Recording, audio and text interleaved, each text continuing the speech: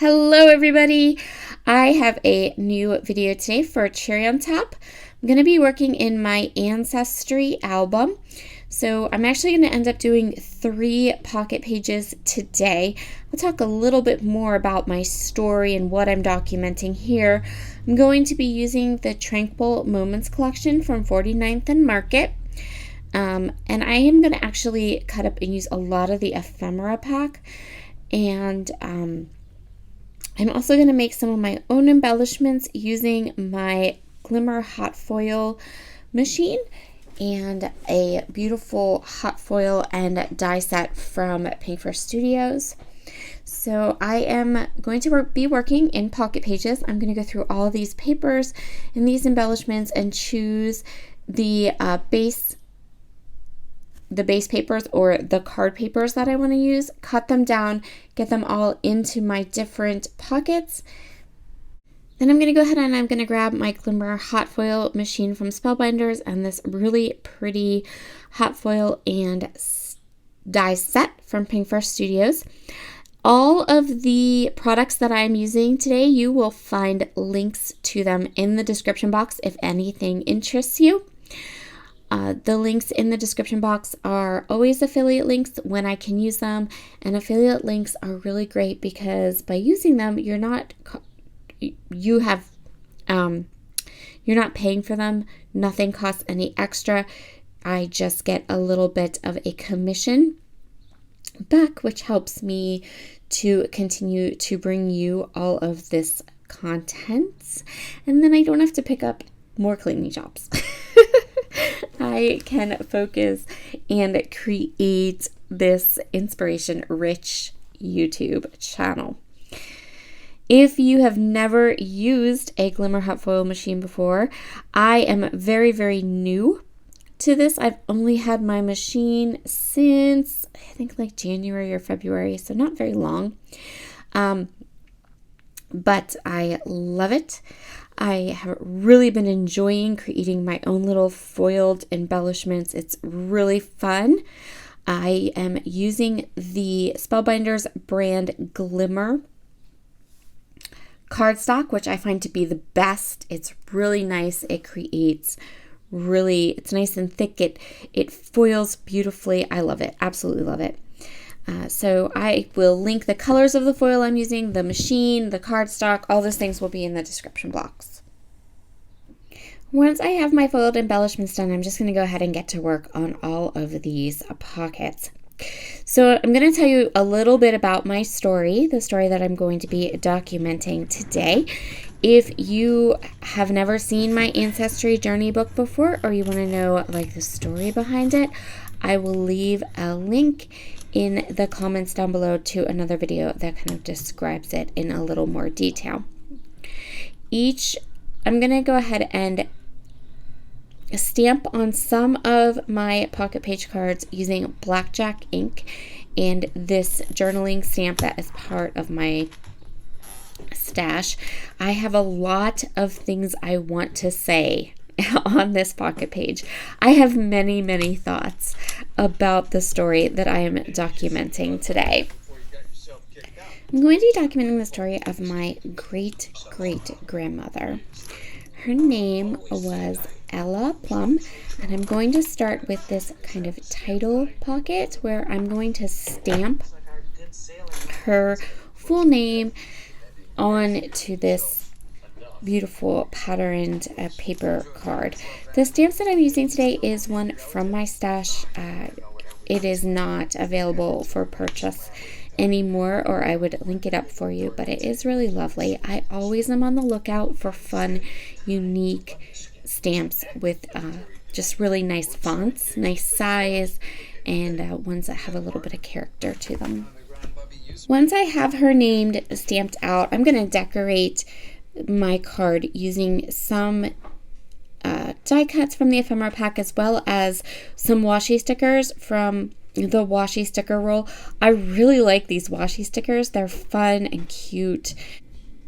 So while I was doing my family tree and I was going through the documents and things pertaining to my great-great-grandmother, I stumbled across a census document, and I'm going to scrapbook it here. It's one of the photos that I do have to go with this story, where my great-great-grandmother is listed as an inmate at Trenton State. It's a Trenton State Hospital in New Jersey. First of all, I should have been a little bit more, as soon as I saw that she was listed as an inmate, that should have been the red flag right there. And so I kind of went down this huge rabbit hole. So this photo is a photo of her gravestone, and that's where I got her name to put on this pocket page. So I was curious about, why she was called an inmate at a state hospital. And so I did a little research. This is the photo of the census record. She is line 24 on the census record. That shows her as being an inmate. And I discovered that my great-grandmother was in what can only be described as an insane asylum. She was committed there after going down a whole rabbit hole of information and asking my aunt stories and asking her questions about what's going on here. I come to find out that my great grandfather committed her to this insane asylum. So he was obviously not the nicest man. But I was a little bit overwhelmed and a little bit shocked by this story. I have to tell you, it just kind of blew me away a little bit.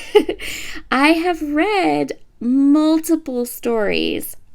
I read a lot of history, so I have heard of how, kind of awful these state hospitals or, asylums were, mental health asylums.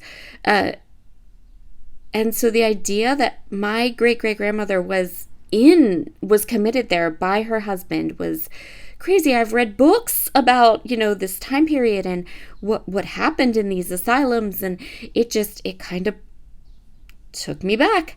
So I have a lot of journaling on these pages, a lot of journaling that I need to unpack. But so the first page is just the photo of my great-great-grandmother's headstone, her name, the census record where she's listed as an inmate in the insane asylum. And then the second page is about this place that she was committed to. So of all the places to be committed to, she was committed to what was known as one of the very worst. So the hospital she was committed to was founded by Dorothea Dix in 1848, and it was the very first public mental hospital in New Jersey. It was also the first mental hospital to follow this Kirkbride plan principle, which was absolutely horrible because they would mutilate you. They would pull all your teeth as soon as you were committed to this mental hospital. Oh, it was awful. I have thoughts, so many thoughts that need to be written down. So you'll see lots of these pages that I created have journaling spots, which I am not going to do on camera. I waited till I was done photographing and everything before I did all the journaling. And I know that you guys did not come here for a history lesson today, but I ended up doing 3 pocket pages just about this because it was so... it's awful, so awful. Anyway, I'm sorry. It's not funny and I don't mean to laugh, but I'm still a little bit in shock about all that because, it's one of those things where you never think such a thing happened in your family, and sure enough, in mine it did. Over the course of talking to my aunt, though, she actually has a photograph of my great-great-grandmother. Apparently, my grandmother called her Grammy Plum. And My aunt was the one that told me that her husband had committed her to a mental institution, but that my aunt had no clue, like which one or where it was or anything like that. From census records and the date that she died and her death certificate and all of that, it looks as though she died there and lived there for at least somewhere between 3 to 5 years, maybe a little more. I couldn't find like her when she was committed. So I'm not sure when, but she definitely was there in 1940, and she died in 1942. So, but anyway, that's the story I'm documenting. So this long pocket page, or this long pocket I'm working on now, this is like the screenshot or the information I found about the mental hospital where my great-great-grandmother was. And then I also have a photograph of like the inside of the hospital and the outside of the main building, the outside of the main building, and then inside the hospital now, because it is, a lot of it is derelict, and but it's just fascinating to me, like and for me personally, because I have read books about this type of thing happening, you don't think that those kinds of things happened in your family. At the same time, I also don't want her story to be forgotten or lost again. So I wanted to make sure that I wrote down and had documented all of this information, all the things that I have found. And I know, again, you guys did not come for a history lesson. So I will get back to talking about my pages and what I'm creating. But I just wanted to give you like some information about what it is. Why are we documenting pictures from the internet of old houses and insane asylums? Well, that's why. Because this was where my great-great-grandmother lived out the last years of her life. We are already on to the third page in this story that I want to tell. So again, making sure to have lots of journaling here. I'm going to journal on that little tag there. And then this page is going to have a placeholder. So there's a 3x4 pocket that I just slipped some white cardstock in. And then when I get the picture from my aunt, I can just put it I can just print it and put it right there. And then the last page is the page that has the 2x2 squares. And I'm just going to go ahead and kind of create little, almost like embellished squares with them. And just use that as like the last page in this kind of three pocket page story that I'm going to tell. I absolutely love the little bits of foiled flowers that I was able to use on this layout. I think that these pages turned out so pretty, and they were perfect for documenting this person, my great-great-grandmother, and some of the things that she obviously had to endure. I really enjoyed using these washi stickers. You can see them there, how they come off and then they're clear. It's different. I've never had a washi tape or stickers like this that are on kind of a clear backing paper. So it's not like the washi tape is stuck to itself. And I have to say I love it, and I hope that more companies will start to do this, where the washi tape is not stuck to itself, but is instead stuck to a clear backing paper or a backing piece. It just made it real easy to use, and it was much easier than a typical kind of washi tape where it's stuck to itself. And I'm just going to create these cute little embellished boxes. I have 6 to do, 3 on the top and 3 on the bottom. And that's what we're going to call it. Once these boxes are done, we'll be finished. I hope you are enjoying this series of videos and enjoying this like family history project that I'm doing. And I hope you don't mind all the little history lessons or things that I am learning about my family. I am finding this whole process so interesting, and I love having these stories and then being able to pair these stories with my scrapbooking products and create these pages. And just the creative act of creating these pages makes me kind of dwell and think, and when I sit down to do my journaling, I'm in a much better headspace to do the journaling and write down what I think about all of this, especially when I'm dealing with a story like this, which is just wow, you guys, just wow.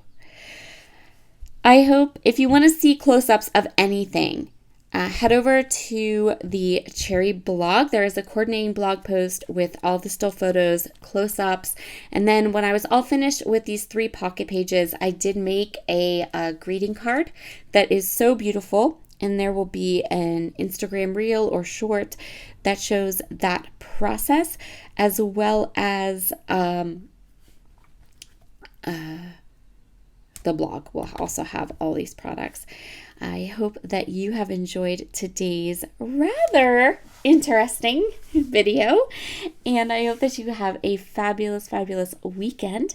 I will be back tomorrow with Nicole. We're going to do a Creating with Collections video, and I will talk to you all again very, very soon.